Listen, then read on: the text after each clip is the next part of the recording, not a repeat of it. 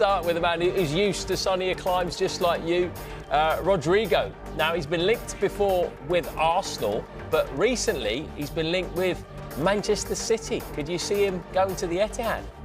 Oh, it's intriguing, isn't it? On the one hand, and surely its interest from City is a confession that they've made mistakes letting players like Julian Alvarez and Cole Palmer go. But Rodrygo from Real Madrid. We talked today on the 12th of August, and you think, no, it can't happen. But let's fast forward to the 24th of August. Real Madrid will have played 2 games. Where has he been able to fit in to Xabi Alonso's new Real Madrid? The evidence from the Club World Cup for him wasn't particularly impressive. The only game he started wide right. He really doesn't want to play there. Always remember what Jude Bellingham said about him last year, that he's probably the most talented player in the Real Madrid squad and the one who has to sacrifice himself most for the team.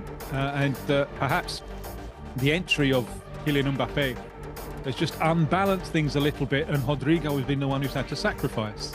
So, if we fast forward a couple of weeks and Rodrygo feels himself not as important at Real Madrid as he'd like to be, there are very, very few clubs he could go to that wouldn't be a significant step down. Man City, I think, wouldn't be a significant step down.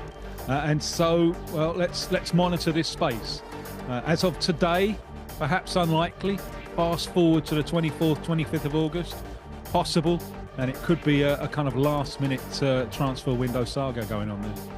It would be a fascinating move, that, wouldn't it? But we also know that Pep Guardiola likes a smaller squad, so there will be some outgoings too. And this is interesting because Savinho is wanted by Spurs. In fact, they've been having talks with him, even though Man City don't really want him to leave. But would you be surprised that he could leave so early into his City career? Yeah, I think it is. It would be a surprise. He didn't have a bad debut season with City, but he didn't have the impact that many were expecting, and perhaps not the impact that he himself was expecting. I don't really think that's so much his fault. I think that's City, that little collapse they had after Rodri got injured. But what's crucial here is the timing. Remember, we're on the countdown now to the World Cup, and Savinho was beginning to establish himself in the Brazil team. He played 6 World Cup qualifiers in a row, either starting or off the bench. And then in came Carlo Ancelotti. Now, Ancelotti's first squad for qualifiers in early June, Sevilla wasn't even in it. Now, that, I'm sure, that has set off alarm bells.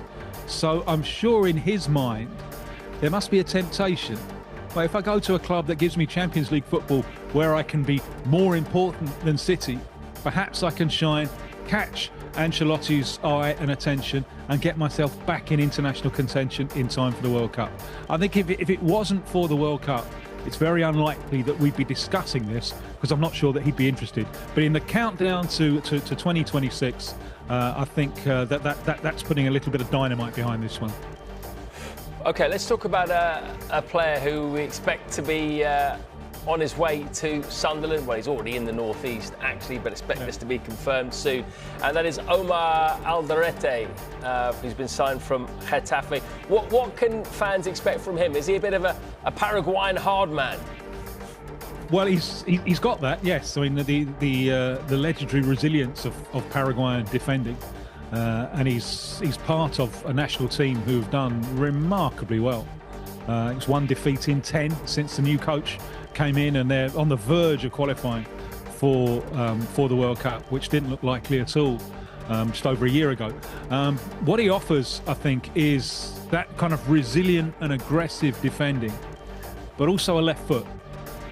He can play on his best position, I think, is a left-sided centre-back, but he can also play at left-back. And he gives you the option of playing out from the back, opening up the field with his left-footed passing, because he's got quite a sweet left foot on him. Battle-hardened. This isn't a kid. You're not taking a flyer on him. This is someone who's been around, from Paraguay to Argentina, from Germany, and then more recently a few seasons in Spain. And from the 2025-26 season is here, really, and Arsenal have wasted like no time in sharpening their someone battle-hardened with a little bit of quality as well. All right, great stuff. Let's finish with Plates for another intense Premier League campaign. Not in the Premier League now, but from the buzzing in atmosphere at London Coney to the sweltering heat of for the Bayer Leverkusen and Ecuador defender Piero Hincapié.